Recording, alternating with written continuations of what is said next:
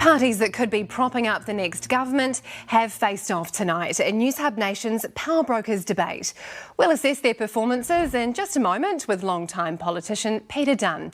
But first, here's some of the highlights. Kate Shepherd once said that all that separates, whether it is just like she's voting for you. Well, yeah, she may well be, but she said all that separates, whether it be race, religion, class or sex, is inhuman and must be overcome. And for me, that is a big part of New Zealand's dream of egalitarianism. The fact that David denies the discrimination, the inbuilt systemic racism that has been happening. I too would love an Aotearoa that truly treats everyone the same. It hasn't. No, you had your turn. And what David denies and what he wants to strip away is the very agencies who work to highlight where that unfairness and that injustice has actually been. We need to be focused on rights, and it's okay. You've had your turn, Kati. You've had your turn, and it's all right if we've had, you're not comfortable in your skin for your wakapapa, but many of us have been proud and are proud to be that, and we'll fight for the tiriti-centric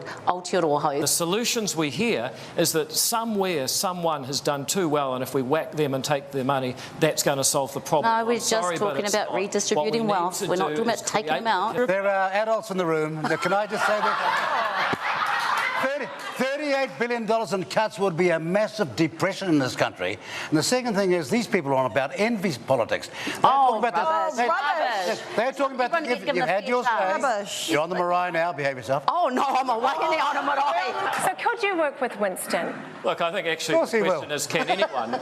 Nobody's been able to. It's not credible for the guy who's had more chances to fix New Zealand's problems than anyone else alive. Hang on. Here we go again. Rebecca, I'm sorry. It's like an arsonist showing up dressed as a fireman saying, I'm here to help and fix it all for you. It's just not credible. I mean, this is the guy... Go and ask Jim Bolger and go and ask Helen Clark whether I can be trusted. He's saying you're an arsonist. I don't think... But not him. No, we can be trusted. He must be desperate. Yeah. This guy's had enough chances already. It's not clear why he thinks he's another one, but it seems he's doing it all for his own purposes rather than New Zealand. Unbelievable. Look, I've had more court cases at my cost than all these guys could put together. And he's saying I'm doing it for my own purpose. Jesus. Do people actually trust that Luxon is going to be able to manage these two? Like, for real? And whereas, we can be friends, eh? Yeah. Well, joining us now is Peter Dunn, former leader of United Future and political commentator. Thanks for coming on, Peter. Thank you. Whose performance stood out to you most tonight in all of that? Well, unfortunately, I think it wasn't a debate, despite the best efforts of the moderator. They all talked past each other. But the one person who struck me as having a bit of focus and clarity about her message was Debbie Narua-Packer. I thought that what she said, whether you agree with it or not, is irrelevant, but I thought she stuck to her guns, she got her message out there and had a bit of cut through. Good. Well, I want to talk to you about Winston Peters and David Seymour now. I think that was pretty interesting. They did not rule out working with each other, but they did not seem keen on it. On the other hand, that body language was unmistakable. Do you think that they will support National together?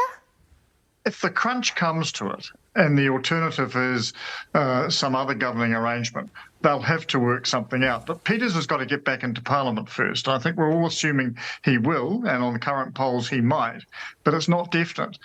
So I think the tension between he and Seymour was palpable. They couldn't say no, they couldn't work together. On the other hand, their sort of body language gave it all away. It's the last thing either of them want. Yeah, absolutely. I took that away too.